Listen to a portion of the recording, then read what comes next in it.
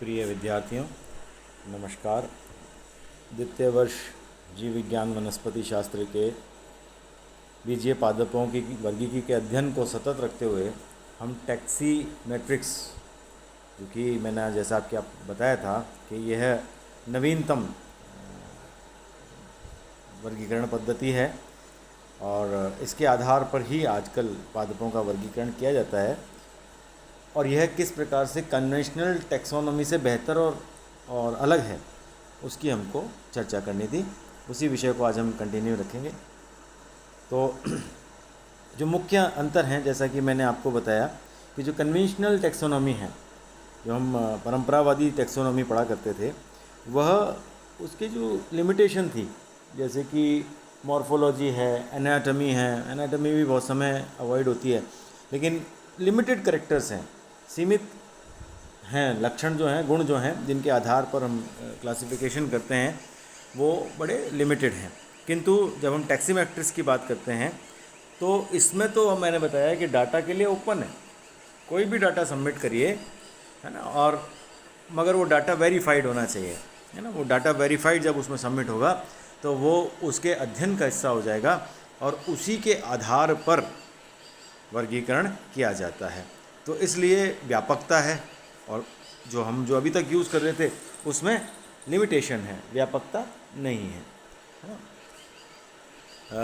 मैंने जैसा बताया कि उसमें ज़्यादातर जो दबाव है वो किसके ऊपर है?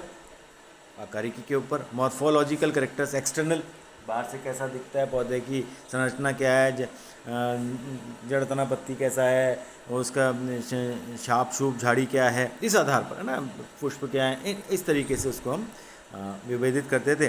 लेकिन जो हमारी टैक्सी मैट्रिक्स है, जो नई विधा है, उसमें न केवल आकारिकी, शारीरिकी, विज्ञान, रसायन विज्ञान, कीमोटैक्सोनॉमी, पादप कार्यकी, पराग विज्ञान, पेलेनोलॉजी, गुणसूत्र, परासंरचना, कोशिका विज्ञान, जैव रसायन, भ्रूण विज्ञान, कार्यकी, और ना जाने क्या क्या। मतलब आप किसी भी गुण का अगर आपके पास क्लासिफाइड डाटा है, वेरीफाइड डाटा है ना, तो आप उसको सम्मिलित कर सकते हैं और उसके आधार पर आप बड़े आराम से विभेदन कर सकते हैं।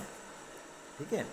अब इतने सारे जब गुण हो जाते हैं तो स्वाभाविक है कि अगर हम इस कार्य को मैन्युअली करें, जैसा कि हम परंपरावादी टैक्सोनॉमी में करते थे, वर्गीकी में करते थे, तो परंपरावादी टैक्सोनॉमी में ज़्यादा समय लगेगा। इतने सारे डाटा, उनका मैनिपुलेशन, उनका कैलकुलेशन, उनका डिफरेंस एंड उनका सिमिलरिटीज़, वो बहुत सारा करने के बाद आप किसी निष्कर्ष पर, किसी गुण विशेष के प्रति निष्कर्ष पर पहुंचते हैं। जबकि मैंने आपको बताया था कि यह जो विधि है, टैक्सी मैट्रिक्स जो विधा है, ये ऑटोमेटेड है ना। इसमें क्या होता है, कम समय में कंप्यूटर में आपने डाटा डाला और वो विश्लेषित होकर आपके सामने तत्काल आ जाता है, जैसा टेलीमेडिसिन में होता है। मैंने आपको पहले भी उदाहरण देके बताया था कि टेलीमेडिसिन में भी यही व्यवस्था है कि आप अपने बीमारी के लक्षणों को कंप्यूटर में फीड करते हैं और उसके आधार पर कंप्यूटर आपकी जो बीमारी है उसको डिटेक्ट करता है। ना केवल डिटेक्ट करता है बल्कि मेडिसिन भी सजेस्ट करता है। आप अपनी संतुष्टि के लिए जो आपके डॉक्टर साहब हैं, जो आपके चिकित्सक हैं, उनसे आप भौतिक रूप से वेरीफाई कर सकते हैं। यही व्यवस्था यहाँ पर भी उपलब्ध है कि कंप्यूटर आपको एक लंप सम, एक वर्गीकरण उपलब्ध करा के देता है, जिसको कि आप विशेषज्ञों के द्वारा वेरीफाई करके स्थापित कर सकते हैं। ठीक है। यह जो डाटा था हमारा, जो कन्वेंशनल डाटा था, जो हमारा पारंपरिक डाटा था, वह संख्यात्मक रूप में नहीं था, न्यूमेरिकल डाटा नहीं था, है ना, हैफेजर्ड, पॉइंट्स फिक्स नहीं थे ना, हैफेजर्ड था।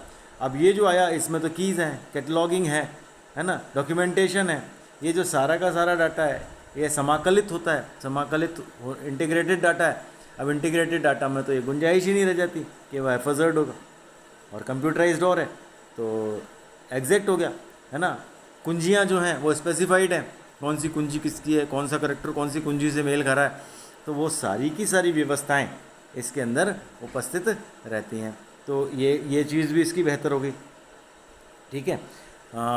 जो अब हमारा जो हमारा कन्वेंशनल मेथड है, जो हमारा ट्रेडिशनल मेथड है, उसमें जब हम कैलकुलेशंस करते हैं या हम कोई निर्धारण करते हैं, तो उसमें कोई हमारे पास उसकी मैथमेटिकल प्रूफ तो है नहीं, 2 + 2 = 4, वो हमारा एक मैनिपुलेटिव जो हमारा एनालिसिस है ना, कोरेशन जो जो हमारा जो उसमें हमेशा त्रुटि बनी रहती है, ह्यूमन एरर की हमेशा गुंजाइश रहती है।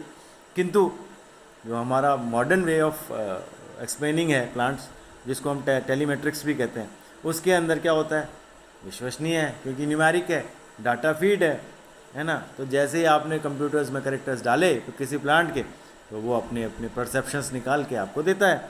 वो परसेप्शंस जो आपके नियरेस्ट होते हैं, आप उनको ऑक्यूपाई कर लेते हैं या उनको आप प्रिक्योर करके क्लासिफिकेशन में स्थापित कर देते हैं। तो डाटा तो ज़्यादा एक्यूरेट है ना। और जो हमारी अभी तक हम जो पढ़ रहे थे उसमें क्या था, उसमें एक ही प्रकार की कुंजी थी, मॉर्फोलॉजिकल करेक्टर्स थे। तो मॉर्फोलॉजिकल करेक्टर्स की जो आइडेंटिफिकेशन की थी वो बड़ी सिंपल थी, एक ही थी, है ना। अब तो क्या हो गया कि इसके अंदर सारे के सारे जितने भी हमारे टैक्सोनॉमिक करेक्टर्स टेबल हैं, है ना, उनको हमने ना केवल नई बनाई नए गुणों के आधार पर, बल्कि जो हमारी पुरानी थी, जो ट्रेडिशनल रूप से हम पढ़ते समझते आ रहे थे, उनको भी हमने समायोजित कर लिया।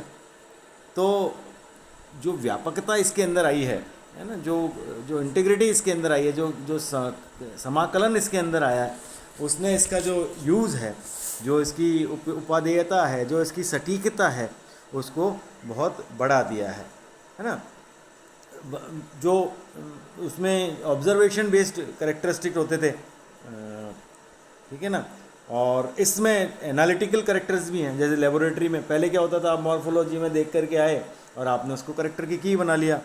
लेकिन अब क्या व्यवस्था है, अब तो साहब वो टैक्सोनॉमी वो लैब में भी वेरीफाइड है, वो कंप्यूटर से भी वेरीफाइड है, तो ज़्यादा सटीक है ना। जैसे मैंने आपको कहा कि हर चीज़ की प्रामाणिकता है, हर चीज़ का डिटेल्ड है, और हमारे को परसेप्शंस भी मिल रहे हैं।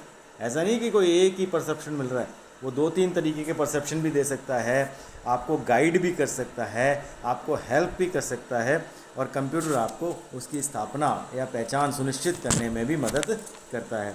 तो जो टैक्सीमेट्रिक्स है, स्वाभाविक रूप से एक मॉडर्न और ज़्यादा बेहतर पद्धति है, और परंपरागत जो हमारी पद्धति है उसकी तुलना में सटीक है ना, और ज़्यादा व्यापक है, ज़्यादा लक्षणों का समावेश है ना। तो इस के आधार पर हम जो वर्गीकरण करेंगे वो स्वाभाविक रूप से ज़्यादा मान्य होगा। तो अब जो पद्धति आजकल प्रचलित है, उसको हमने टैक्सीमेट्रिक्स को स्वीकार कर लिया है।